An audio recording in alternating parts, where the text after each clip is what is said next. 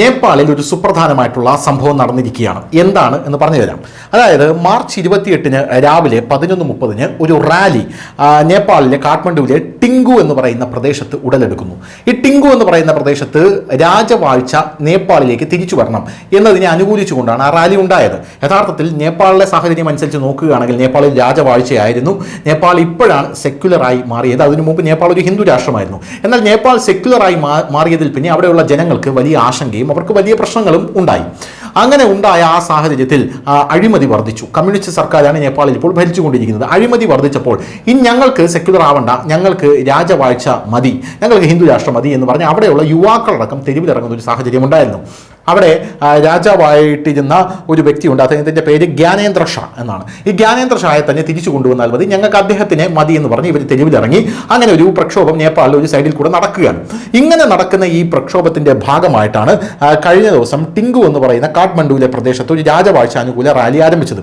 ഈ rally parliament ഹൗസിന് സമീപം എത്താൻ ശ്രമിക്കുകയായിരുന്നു. അങ്ങനെ പാർലമെന്റ് ഹൗസിന് സമീപം എത്തുകയായിരുന്ന റാലി രാജവാഴ്ച 2008 നിർത്തിയ രാജവാഴ്ച പുനഃസ്ഥാപിക്കണം എന്ന ആവശ്യമാണ് ഇവരുടെ ഉന്നയിച്ചത്. നിരവധി വീടുകൾക്കും കെട്ടിടങ്ങൾക്കും ഈ റാലി പോകുന്ന വഴിയിലെല്ലാം വലിയ രീതിയിൽ നാശനഷ്ടമുണ്ടായി. ഈ റാലിയിലുള്ള അനുയായികൾ ആ കെട്ടിടങ്ങൾക്കും വീടുകൾക്കും തീയിടുകയായിരുന്നു എന്നുള്ളതാണ് ഇപ്പോഴുള്ള നറേറ്റീവ്. അതായത് ഇവരാണ് ഈ ആക്രമണം അഴിച്ചുവിട്ടത് എന്നുള്ളതാണ് നറേറ്റീവ്. ഇവർ ഉണ്ടാക്കിയ ആക്രമണത്തിൽ 2 പേർ മരിക്കുകയും 15-ലേറെ പേർക്ക് പരിക്കേൽക്കുകയും ചെയ്തു. അങ്ങനെ ഒരു സാഹചര്യം ഉണ്ടായിരുന്നു. പോലീസും സർക്കാരും ഊർജിതമായി അന്വേഷിച്ചാണ് ഈ കാര്യങ്ങൾ കണ്ടുപിടിച്ചത്. ഇതുവരെ 130ഓളം പേരെ പോലീസ് അറസ്റ്റ് ചെയ്യുകയും ചെയ്തിട്ടുണ്ട്.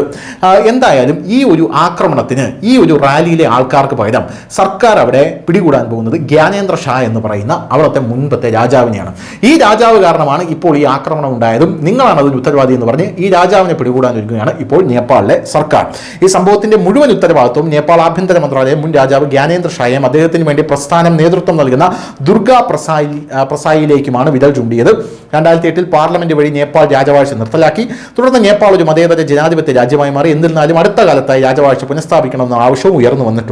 എന്തായാലും രാജവാഴ്ചയെ അനുകൂലിക്കുന്ന രാഷ്ട്രീയ പ്രജാതന്ത്ര പാർട്ടിയുടെ പ്രതിഷേധത്തെ തുടർന്ന് അറസ്റ്റിലായ ധവാൽ ഷംറേൻ റാണ, രവീന്ദ്ര മിശ്ര എന്നീ 2 നേതാക്കളെ മോചിപ്പിക്കണമെന്ന ആവശ്യം ഇപ്പോൾ ശക്തമായി അവിടെ ഉയർന്നു വരുന്നുണ്ട്. 24 മണിക്കൂറിനകം 2 നേതാക്കളെയും വിട്ടയച്ചില്ലെങ്കിൽ നിങ്ങൾ കനത്ത വില നൽകേണ്ടി വരുമെന്നാണ് ഇപ്പോൾ പല പാർട്ടികളും അവിടെ ഭീഷണി മുഴക്കിയിരിക്കുന്നത്. ഇതെങ്ങനെയാണ് സർക്കാർ നേരിടുക എന്ന് കണ്ടു തന്നെ അറിയണം.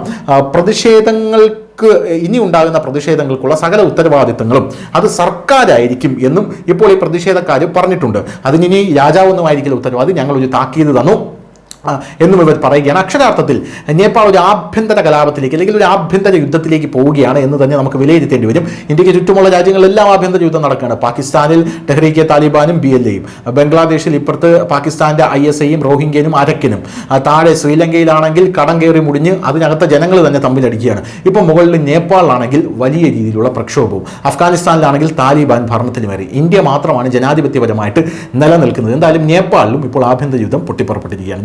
News India Malayalam.